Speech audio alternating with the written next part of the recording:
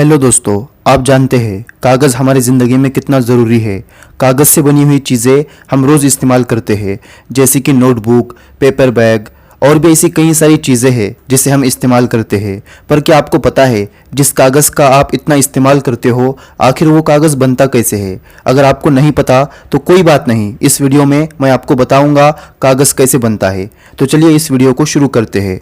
दोस्तों, इतना तो आपको पता होगा या आपने कहीं पर सुना होगा कि कागज़ पेड़ की लकड़ियों से बनता है, और जिन पेड़ों का इस्तेमाल कागज़ बनाने में होता है उनमें से मुख्य रूप से बिर्च, पोपलर, बीच, यूकैलिप्टस इन पेड़ों का कागज़ बनाने के लिए इस्तेमाल में लिया जाता है, क्योंकि इनके लकड़ियों में रेशे की मात्रा ज़्यादा पाई जाती है।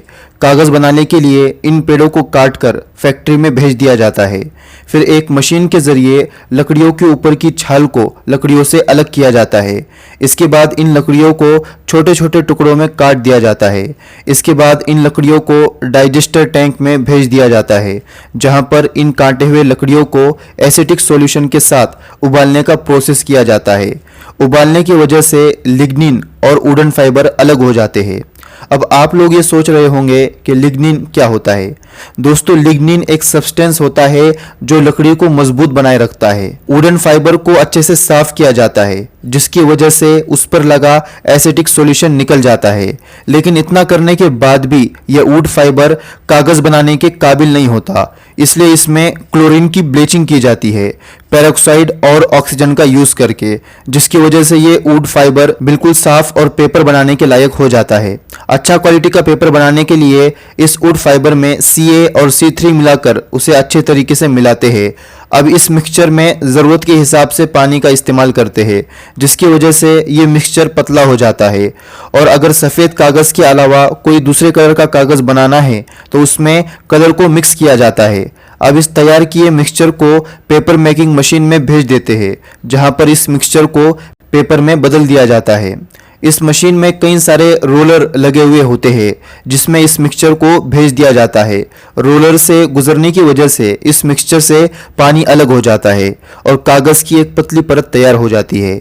अब आखिर में इसे एक गर्म चैम्बर से गुजारते हैं, जिसकी वजह से कागज़ में बचा हुआ पानी निकल जाता है और एक सूखा कागज़ बाहर आ जाता है।